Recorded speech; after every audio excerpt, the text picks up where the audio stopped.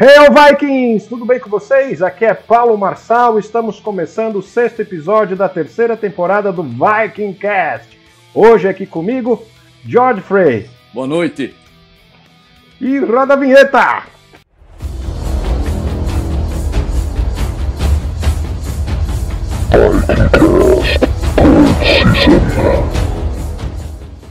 Voltamos! Antes de eu apresentar para vocês o nosso convidado de hoje, eu tenho um recadinho para dar. Se você está ouvindo pela primeira vez o nosso podcast, nesta temporada nós temos ele também no YouTube, em vídeos. Então acessa lá, livrosvikings.com.br, toca no símbolo do YouTube, ou se não, acessa youtube.com/livrosvikings. Dá o seu like, toca no sininho para ativar as notificações, se inscreva no nosso canal, compartilha e o mais importante, comente, tá bom? Isso vai ajudar a desenvolver o meu trabalho e o do George. Então agora vamos lá, deixa eu apresentar o nosso convidado de hoje. O George Frey é um criminólogo especializado em analista comportamental e também é o autor da série de livros Clube dos Deuses. E o primeiro que já foi lançado é As Crônicas da Deusa Freya. George Frey, fala um pouquinho pro pessoal que está nos ouvindo sobre quem é você e como surgiu a ideia por detrás de O Clube dos Deuses. Boa noite, meu irmão. Obrigado pelo convite. É sempre muito bom bater um papo sobre esse trabalho gostoso e, particularmente, com alguém que comanda uma tribo de vikings, né? Raiz como você, aí é fantástico. Cara, você está diante de um dos nerds mais velhos que você já conheceu. Eu tô com 57 anos e desde os 7 que eu sou nerd. Então, quando esse termo nem existia ainda. Então, por isso a minha paixão pela ficção e, apesar do meu trabalho ser muito duro, né? Analisar comportamento humano desviante, mas sempre ficou aquela chama acesa do nerd, né, do garotão que acredita na fantasia e uma válvula de escape, né, para toda essa pressão do mundo real. E aconteceu meio que por brincadeira. O meu sobrenome, o Frey, ele tem a mesma grafia do deus nórdico Frey, que é um deus Vani. Né? Odin é Aesi, o Freya são Vani. E eu brincava muito com isso, que eu era descendente deles e tal, só que isso foi começando a tomar forma à medida em que eu comecei a estudar mais a mitologia nórdica, vi o quanto ela é... E achei interessante a personagem Freya, que é a irmã gêmea dele, e que tem, em vários relatos das Edas Poéticas, ela é colocada como tão poderosa quanto Odin, porque ela apresentou a Odin as runas, ela apresentou várias magias para Odin. Então, eles inclusive tinham uma paridade em relação às almas dos guerreiros, né? Dos vikings que caíam em batalha. As valquírias, que eram comandadas por Freya, elas recolhiam essas almas, e aí, diante de Freya e Odin, essas almas eram divididas para... como hoje a gente escala um time de futebol, né? Eu quero esse, fica com esse, toma esse. E eles dividiam essas almas, cada um ficava com metade e assim seguia. Eu senti que era a hora, tá? de colocar isso e transformar isso num livro, numa saga, porque tem muita história para ser contada. E não é uma história pegando o link das Edas Poéticas lá da Idade Média. É contextualizando no mundo atual, no aqui e no agora. Sim, isso daí é uma coisa bem legal. E no seu livro, né, não fala apenas do panteão nórdico, né, ele trabalha com outros panteões.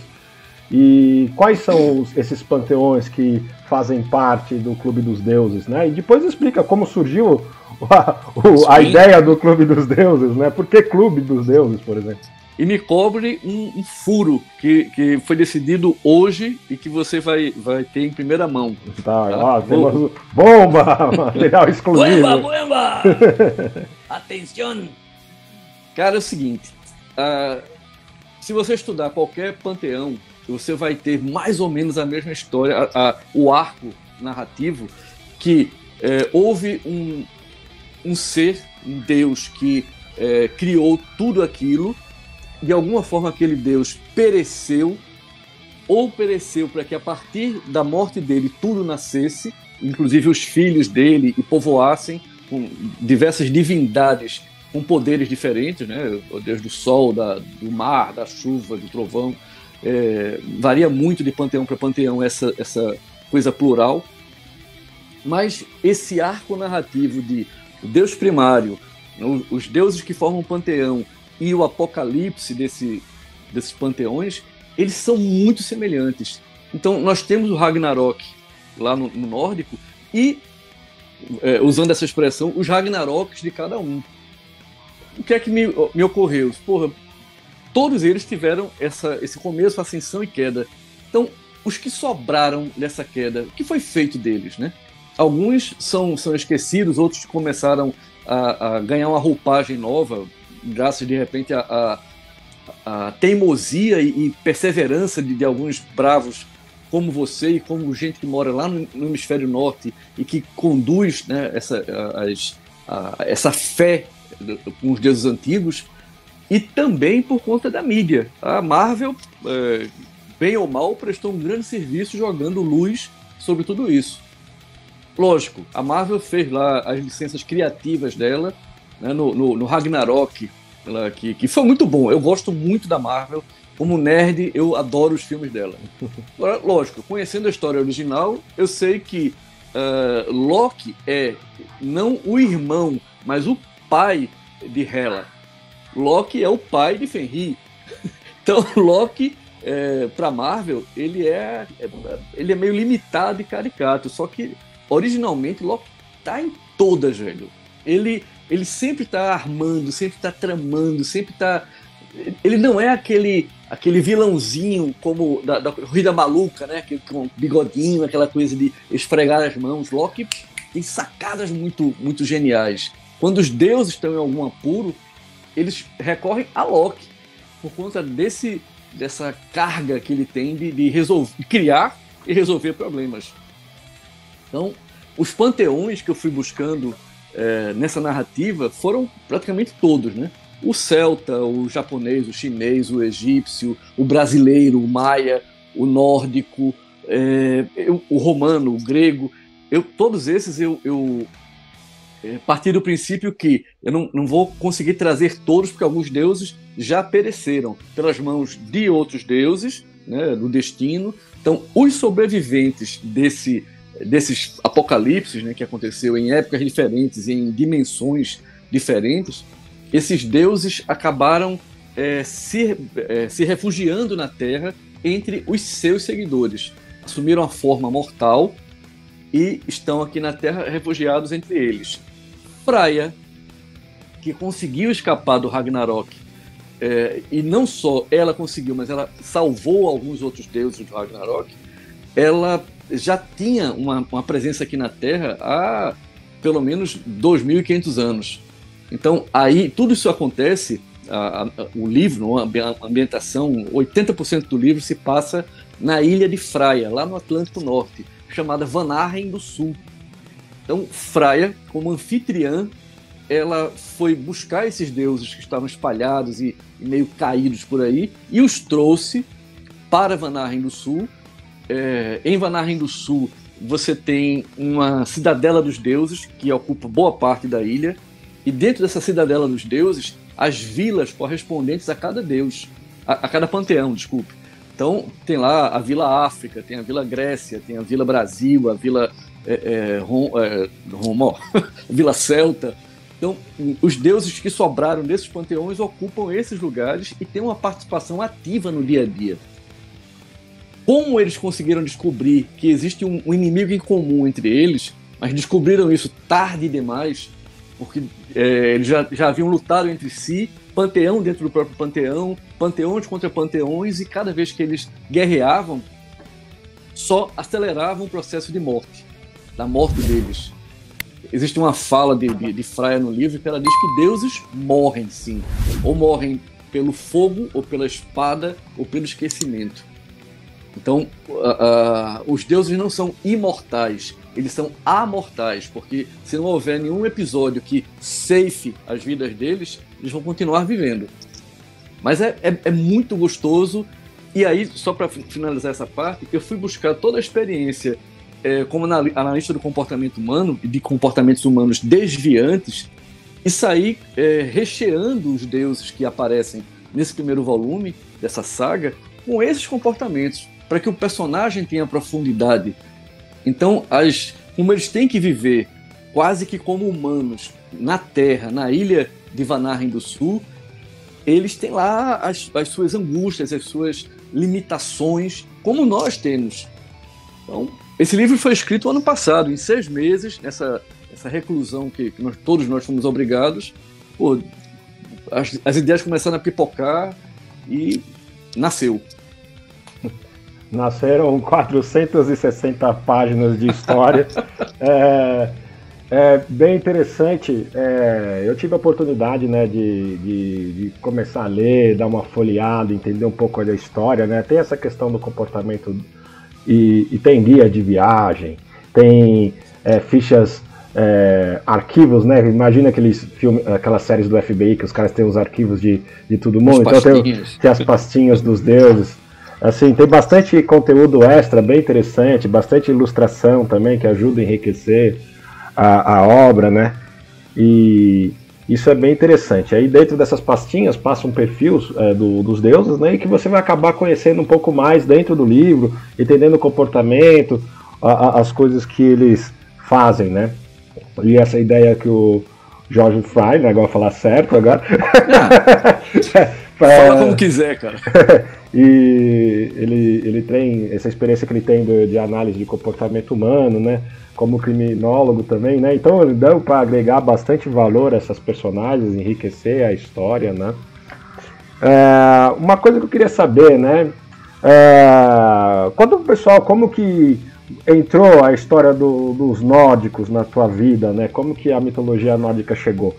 Né? Você disse que quando você era mais novo você já começava a se interessar, seja lá pelo gibizinho daqueles pequenininhos mesmo da Marvel, depois com os filmes, as séries, etc. Mas como que a mitologia nórdica, o panteão nórdico chegou até você, né? O que fez o Fry resolver se apaixonar e imergir nesse meio? Cara, isso aconteceu... Eu escrevi um livro que eu vou lançar esse ano, chamado O Farol de Breslau. Breslau era a cidade da minha família na Alemanha. Eu sou descendente de judeus alemães, e a pesquisa que eu fiz para resgatar a história deles, né, não só a questão da Segunda Guerra Mundial, mas eles são muito organizados e têm arquivos de tudo. Para te dar um exemplo, eu fui lá, o que hoje não é mais Alemanha, porque depois da Segunda Guerra essa fronteira mudou, então passou a ser Polônia. Mas é a mesma cidade, é cortada pelo mesmo rio, o rio que inclusive faz parte da narrativa do livro, né, o rio Oder, onde Freia tem um momento bem importante lá. No arquivo municipal eles têm os livros grandes, pretos, escritos a bico de pena, com os boletins de 1800 e bolinha, cara. As notas em matemática, em alemão, em geografia, dos alunos que, porra, já são... nem o pó dos ossos desses caras estão lá.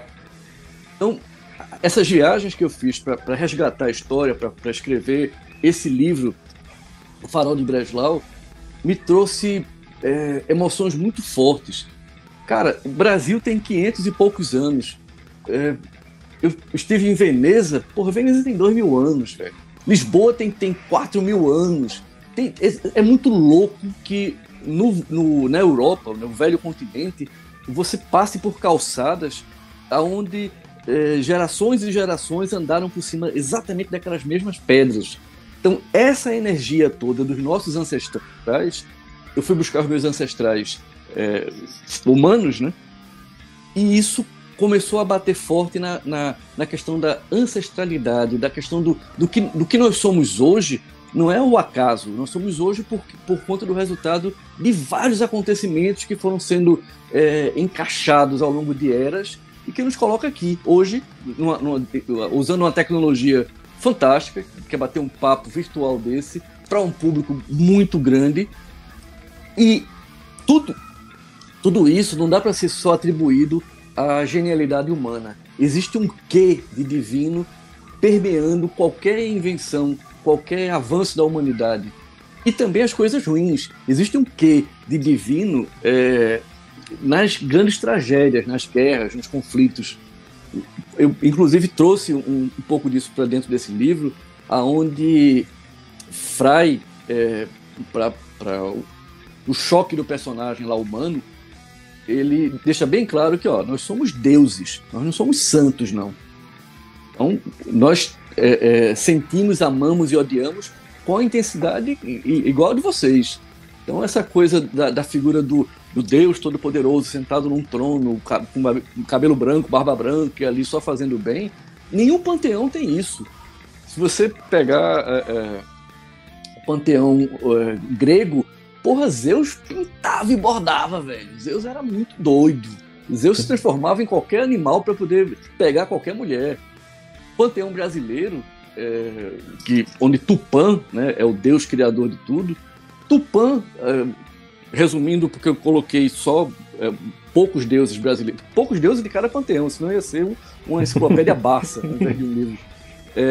Jaci e Guaraci são filhos de Tupã, irmãos e marido e mulher também. Então, tem umas misturas muito loucas. Mas fechando e respondendo o que se colocou, a sacada e o desejo e o interesse de buscar esse conhecimento mais sobre o panteão nórdico veio por conta da minha busca pela ancestralidade humana. E eu vi que tem muito a ver, velho. Tudo que nós fazemos hoje está ligado aos nossos ancestrais. E como eu tenho o sangue viking, eu tenho como provar, porque a minha avó paterna, ela era prussiana, de uma região da Rússia, onde muita coisa aconteceu, onde os vikings estiveram lá também. Eu tenho parte da família que era da Noruega, então tem aí nesse pedaço muito sangue viking. Minha primeira arma branca, uma faca de caça, eu tinha 8 anos quando eu comprei essa faca. Hoje eu tenho machados, eu tenho espadas, eu tenho coisas que sempre fizeram parte da minha vida, e lógico, machados vikings e adagas, né, e facas de combate viking também. Então acho que isso está meio que no DNA da gente.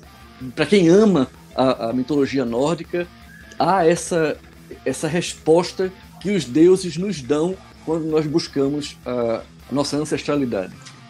Isso é bem interessante. Uma viajada agora. Não, faz parte. Né? É o que te motiva, né? A pergunta é justamente sobre isso, né? Uma pergunta que eu comecei a fazer agora na nova temporada, né? Para alguns convidados se você pudesse voltar no tempo dentro da era viking, né? Em que fase você gostaria de ter vivido, por exemplo?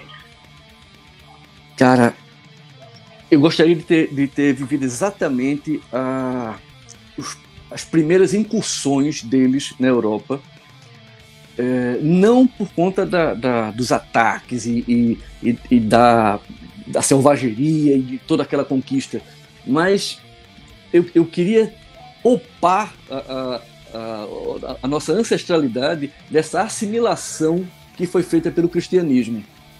Eu sei que existe muito de sobrevivência nisso, né, que ficando distante da sua matriz, das suas referências naturais, você acaba assimilando a cultura local, os costumes locais, e aí vem os casamentos, vem as misturas, mas a cultura viking foi se diluindo e se perdendo de uma forma muito injusta, cara. É muito injusto.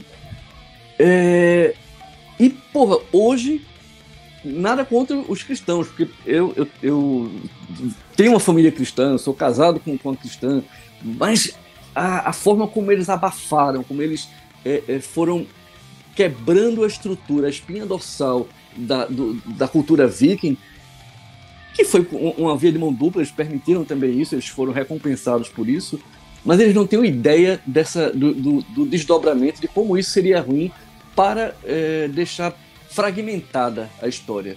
Então eu gostaria de ter voltado nessa época para ser o cara que diz, ó, conquista menos. Tá, essa porra dessa Inglaterra aqui já tá boa, bicho. Vamos ficar só por aqui. Vamos subir mais um pouquinho. Vamos atravessar pro Atlântico, mas sem perder as raízes, sem perder as referências. São muito bonitos os rituais. São muito lindos o dia a dia dos vikings, o dia a dia dos nórdicos, né? Os vikings eram os que viajavam, né? Cara, a harmonia com que eles viviam em relação à natureza. Lógico, na Idade Média eles foram retratados como monstros que usavam chifres, aquelas coisas bem caricatas, mas quem mergulha um pouquinho, 2 dedos só na história real, vê que tudo aquilo ali é muita pirotecnia, né? Que a essência é de um povo forte, um povo com vigor, um povo que sabia o valor do autossacrifício, do preservar a qualquer custo a família, a comunidade. Porra. Falando nisso, tem um trecho que eu resgatei das tradições nórdicas, que é a Águia de Sangue. Tem um capítulo no livro onde a personagem ela é condenada e punida com o sacrifício através da Águia de Sangue, e aí, passo a passo, ela é ensinada e é mostrado o que é que acontece até o final. Que é uma punição pesada. Pesada, chocante. Inclusive, né, para as pessoas que estão ouvindo, que já leram os meus livros, né, no primeiro livro tem, né, também, né, a Águia de Sangue, né, explicando, né, uma das torturas, como o Ray disse, né, os mais terríveis que tinha na época, né. Hoje ainda se discute se realmente acontecia como foi retratado, por exemplo, na série. Lógico que na série eles exageram tudo, né? Não era que nem na série mostrou, mas era cruel da mesma forma, né? Uma coisa legal que eu conversei previamente, né, com o Fry é justamente essa questão do livro, que tem tipo um itinerário de viagem, né, um guia, né? Assim, eu imagino que parte desse itinerário você também vivenciou, né? Eu acho que Sim. Você, salvo engano, numa outra conversa que nós tivemos, você disse que acho que todos os lugares que tem no livro você passou, né? Ou a maioria deles. Então, a maioria deles, porque Vanahem do Sul, eu tenho até as coordenadas dela, mas ela está na ficção, né? Sim. Mas, eu tenho uma grande esperança, e estou trabalhando para isso, de passar pelo menos um ano lá, velho. Lá, nas terras nórdicas. Sabe quando você pisa naquele lugar e sente que pertence àquilo ali? Eu faço parte disto aqui. É uma energia que vem do solo, que sobe por você, que arrepia, que faz você chorar, porque, porra, isso aqui tem sangue dos meus antepassados aqui nessa terra. Então, são coisas que muitos amigos que têm essa ligação com a África, por exemplo, vão para lá e dizem, porra, é isso, eu tenho uma ancestralidade ligada a isso aqui, ou os gregos, ou os celtas, mas eu acho que é importante que a gente saiba de onde veio, saiba exatamente qual foi o caminho que os nossos ancestrais percorreram, porque nós não somos maçãs que caem por acaso, nós somos parte de uma jornada, e se nós entendermos o valor e a importância dessa jornada, o caminho que nós vamos trilhar e que vamos mostrar para os nossos descendentes vai ser um caminho muito melhor do que essa coisa aleatória, porra louca, sem saber exatamente o que fazer. Eu defendo muito isso, essa busca, não é uma busca insana, desesperada, mas porra, reserva um tempo do teu dia, da tua semana, para saber de onde é que vieram os teus avós, teus bisavós. Eu sei que dá trabalho e eu sei que existem alguns becos sem saída, mas vale a pena insistir nisso, vale muito a pena. Uma coisa legal, né, assim, que como a gente até falou superficialmente no começo, né, ele trabalhou no livro dele com vários panteões, e eles se relacionam também nesses livros, né? Assim, eu digo, de forma conjugal, mistura de panteão, né? intrigas entre famílias, né? Eu gosto disso.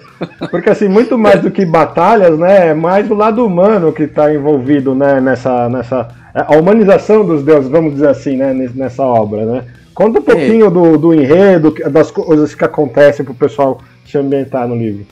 Vamos lá. Os deuses continuam sendo deuses, só que eles sacaram que cada vez que eles usavam os poderes deles, alguma coisa de muito ruim, de muito errado acontecia.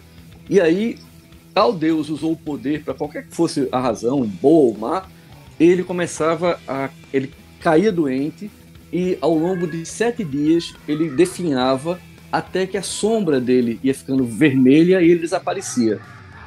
No começo, os deuses daquele panteão não entendiam o que acontecia, aí começaram a brigar, a lutar entre eles, acusando um ao outro de ter provocado a morte daquele deus, e depois que perceberam que isso era alguma coisa que vinha de fora, começaram a acusar deuses de outros panteões, e aí panteões diferentes lutaram entre si, o panteão chinês lutando contra o celta, o romano contra o nórdico, e perceberam que também não havia vitoriosos de nenhum lado, porque esse mal que eles não conseguiam entender aparecia. Quando Freya ela criou a ilha de Vanaheim do Sul, ela também desenvolveu uns artefatos que são de contenção dos poderes. Então, os deuses continuam sendo deuses, mas na hora em que eles usam esses anéis ou esses braceletes ou esses colares que têm esse poder de conter, de segurar os seus poderes de deuses e deusas, né? Os poderes divinos, eles ficam limitados a agir como humanos. Veja, um humano não consegue matar um deus, mesmo que ele esteja usando esses amuletos de contenção, porque a própria estrutura dos deuses não permite ser machucada. Uma espada segurada por um humano não entra no corpo de um deus.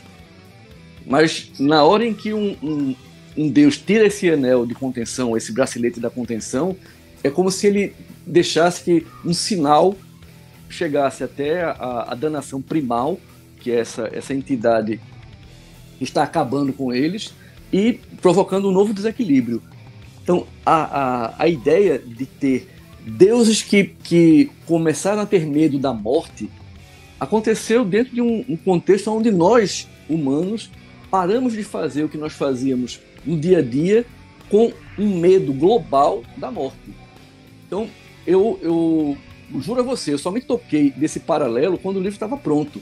Mas foi exatamente o meio, o ambiente, que esse inconsciente coletivo que empurrou a narrativa para esse lado. Então, o que nós temos hoje dentro desse universo da saga do Clube dos Deuses, deuses que estão em depressão porque não podem mais ser o que eram. E deuses que entenderam que esse é um outro momento, é uma página virada, uma página em branco que está sendo escrita, e que se adaptaram. Um dos exemplos que eu gosto de usar é da deusa Ísis, maravilhosa, uma viúva, show de bola. Ela não é só linda por fora, é linda por dentro também, e tem um amor incondicional pelos animais. Então ela é a responsável pelos animais que estão em Vanaheim do Sul e animais que são recolhidos ao redor do mundo e trazidos para lá para ficar sob os cuidados dela. Então ela é como se fosse uma veterinária, uma super veterinária. Mas ela não usa os poderes de deusa para esse trabalho diário. Mas esse trabalho diário faz com que ela não tenha grandes problemas mentais como alguns outros deuses têm. É o caso de Thor. Thor tá numa depressão da porra. O cara não consegue mais usar os poderes. Ele tá em luto porque ele perdeu Lady Sif no Ragnarok. E Thor desenvolveu um distúrbio comportamental que é chamado de satiríase, que no equivalente feminino é a ninfomania. Então Thor tem que fazer sexo todo dia, o dia todo, porque ele quer preencher um vazio emocional com o prazer sexual. A satiríase, que é um problema que atinge aos humanos, atingiu também Thor. Só que Thor faz sexo com quem ele tiver por perto. Algumas humanas que ficam atraídas por aquele gigante, né, bonito e musculoso, não sabem onde estão, no que estão entrando, no que estão se envolvendo. Porque a maratona de sexo as orgias e maratonas leva essas mulheres à morte, à exaustão, porque ele não para. O que nós humanos conseguimos fazer assim, meia hora, 40 minutos, 1 hora no máximo, incluindo aí o cigarrinho e um bate-papo depois, ele passa 12 horas de sexo seguida, 30 horas de sexo. As humanas morrem. E isso é um problema que ele vai tendo que resolver.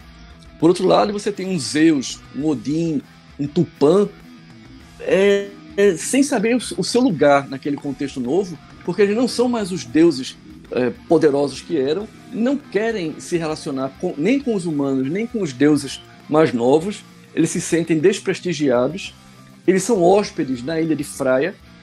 Então, os deuses mais antigos sofrem muito por não saber qual papel exercer agora. Isso é o que eu te falei no começo da humanização, né, de colocar conteúdo, profundidade psicológica nos personagens, sejam eles deuses ou semideuses. E tem a questão de Atlântida também, tem um monte de coisas aí que se revelarão. Exatamente. É bom a gente também não entrar muito, né, na história, no contexto, para não dar spoiler para quem ainda não leu, né? É porque falar sobre isso me dá um prazer, né? Ah, sim, é divertido, né? Porque não deixa de ser uma paixão, né? Como se fosse um filho, né? Você trabalhou, desenvolveu, criou, né? Pôs para fora, né? Tirou do mundo das ideias e trouxe para a realidade. Hoje, né? O Clube dos Deuses está disponível no site da Livros Vikings e nas principais varejistas do mercado, né? E para quem quiser entrar, nacional e internacional, tem no Wish, tem no Amazon, tem nas Casas Bahia, no Carrefour, na Americana, no Submarino, né? Hoje está disponibilizado para quem quiser conhecer, corre lá para aprender.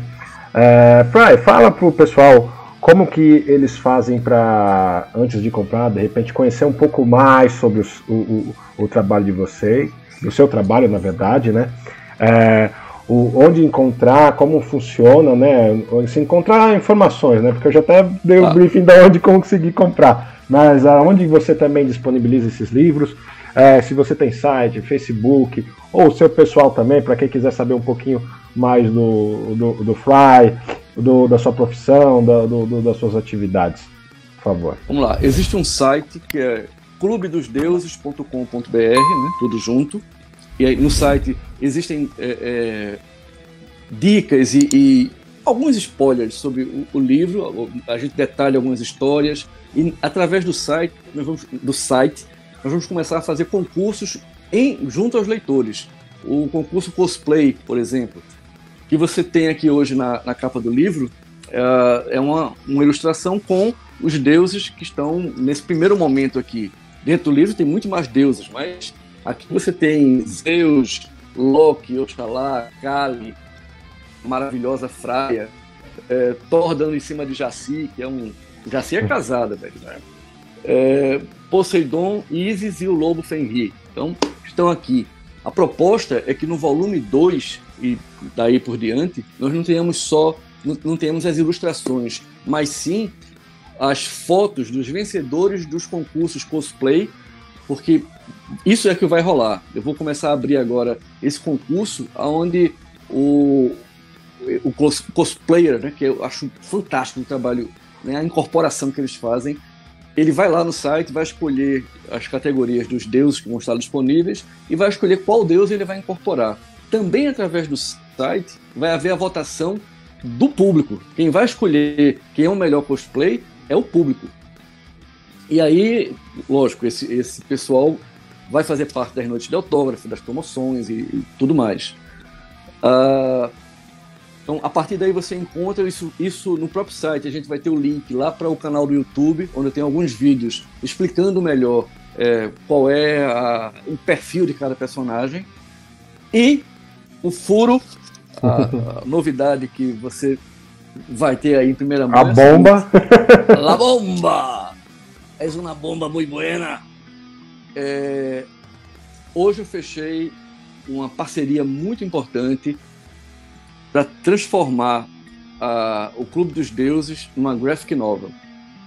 Então, nós fechamos aí até o quarto volume, já de cara, 4 volumes inteiros, com o conteúdo que está no livro. Os livros continuarão a ser publicados, porque eles vão para um nicho de mercado, um público específico. Sim. Mas os e-mails que eu estava recebendo, o feedback que o mercado começou a dar, foi cobrando isso. Porra, isso é história para uma HQ, isso é história para uma graphic novel. Cara, só maluco não vai atender o que o mercado quer, né?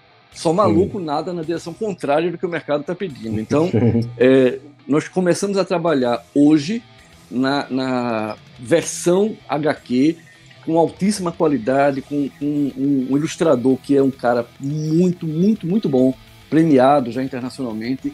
E até o final do ano, a previsão é essa, que a gente já tem o lançamento da versão do volume 1 do Clube dos Deuses em graphic novel e o Clube dos Deuses 2. E aí você tem a continuação de várias tramas, várias situações que ficaram em aberto no 1 e que vão ser resolvidas no 2. E como é uma saga, há de infinito. E assim que perdure para sempre. Até porque nossa parceria vai perdurar por muito tempo. Vai sim. Se os deuses assim quiserem, a gente segue dessa forma. Isso é legal. Uma coisa bacana, né, que acho que passou batido tanto por mim pelo Fry, né, é que ele tem bastante conteúdo extra assim, para as pessoas acessarem. Tem loja, tem para você comprar amuletos, para você comprar tickets. Conta um pouquinho dessa parte também. Isso está sendo finalizado, e aí um exemplo que as pessoas já estão cobrando. Em Vanaheim do Sul, Freya premia os seus filhos, os seus preferidos, não só filhos, mas os mais queridos dela, com uma moeda mágica. Essa moeda tem 2 faces, como toda moeda, claro, idiota. Mas numa face você tem lá a bênção da juventude. E aí Freya dá essa moeda para você coloca essa face sobre a mão e invoca essa bênção, uma oração que está lá no livro, e aí você passa a ter o seu corpo para sempre, o seu corpo com metade da sua idade real. Um cara com 40 anos vai ter um corpo, ele vai passar a ter um corpo de 20, mas a experiência dos 40, quando ele chegar aos 50 vai ter um corpo de 25 e assim por diante. Isso para as mulheres não tem pitangui que chegue perto disso, né? Não tem colágeno que chegue perto disso. A outra face da moeda, ela tem a inscrição do Banco da Saudade. O Banco da Saudade é um banco de verdade, de madeira, uma relíquia, que fica às margens do Lago de Freya, em Vanaheim do Sul, e colocando a moeda com essa face para cima e fazendo a invocação, basta que você pense em uma pessoa que já morreu, pode ser um parente seu, ou pode ser uma figura ilustre do passado, um Chaplin, um Einstein, e essa pessoa vai aparecer sentada no banco ao seu lado. Então você entrega a moeda para ela e durante 1 hora você pode conversar, você pode abraçar, você pode se relacionar com essa pessoa, e à medida que o tempo vai se esgotando, essa hora vai chegando ao fim, tanto a moeda que está na mão dessa pessoa que você convocou, quanto ela desaparecem. Então a magia está presente em um nível que Freya consegue premiar os humanos com isso e ao mesmo tempo não chamar a atenção da danação primal para os habitantes de Vanaheim do Sul. Mas foi muito boa a sua lembrança. E essa moeda, legal, junto com outros amuletos, vai estar disponível logo lá no site clubedosdeuses.com.br. Isso é bem legal. Fry, a gente está chegando aí a quase 1 hora de podcast. Já? Eu estiver conversando, parece que passou 10 minutos, né? Pois tem algum assunto que você acha importante nós falarmos que a gente ainda não falou? Vamos lá. Tem algumas coisas que eu coloquei no livro, porque você só vende aquilo que compra. Então, as minhas crenças pessoais estão lá. Como, por exemplo, em Vanaheim do Sul, não importa a sua cor, não importa a sua opção sexual, não importa nada disso. Importa o seu caráter. Se você é uma pessoa boa ou se você é uma pessoa má, isso está definido não por outra coisa, a não ser pelo caráter e atitudes. Não importa mesmo, e aí existem punições muito severas para quem ignora essa lei básica entre os deuses e humanos, lá em Vanaheim do Sul, que não existem esses nichos, esses guetos, todos fazem parte de forma igual, a meritocracia toma conta de tudo. Então não existem os preferidos ali que vão ocupar cargos aqui ou ali porque tem um sangue. Não, você tem as pessoas com a capacidade de crescer e se desenvolver e fazer aquilo que amam, independente do que sejam.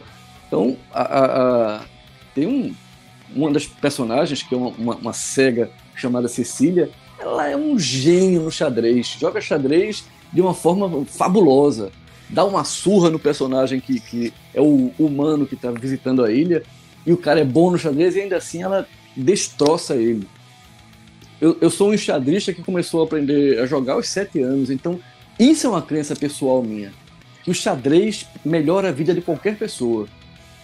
Você exercita áreas do seu cérebro, você acende neurônios e promove sinapses que você nem imaginava que poderia acontecer por conta do xadrez.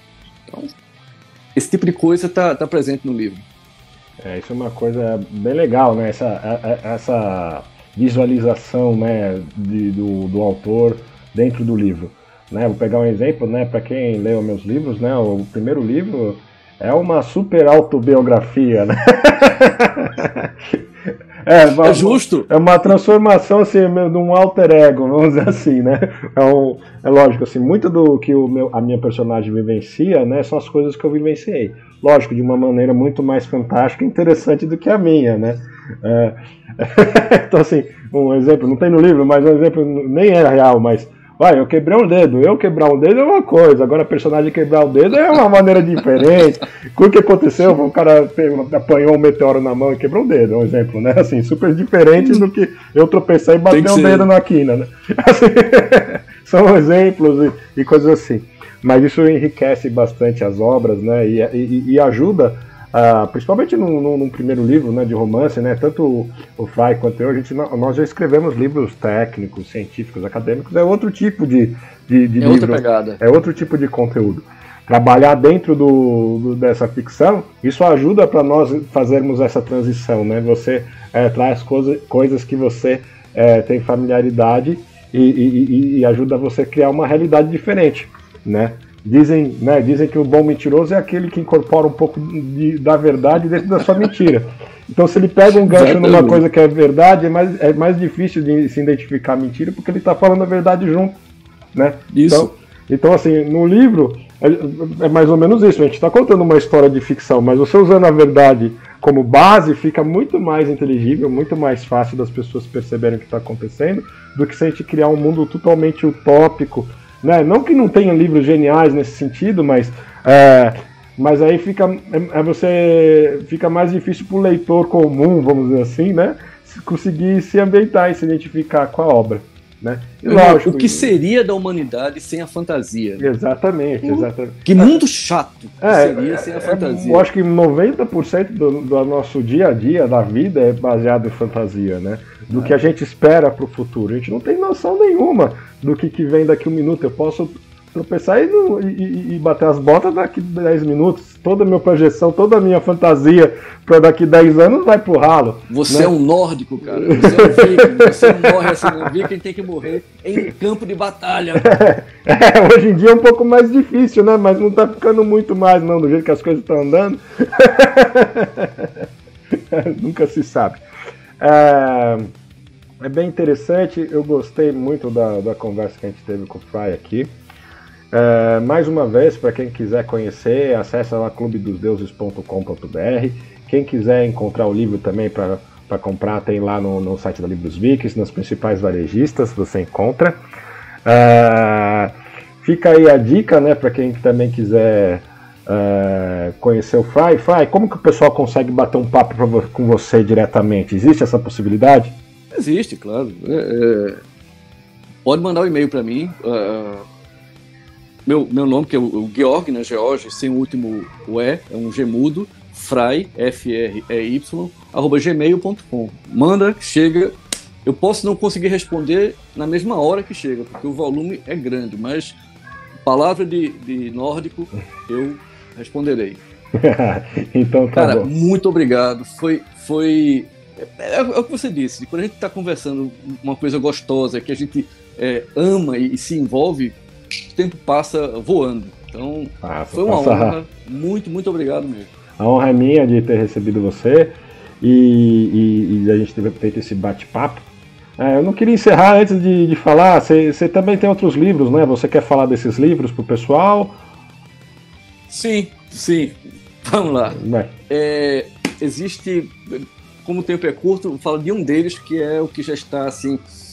Não é a sequência do Clube dos Deuses, tá? Porque essa sequência e o que vai virar graphic novel segue um caminho.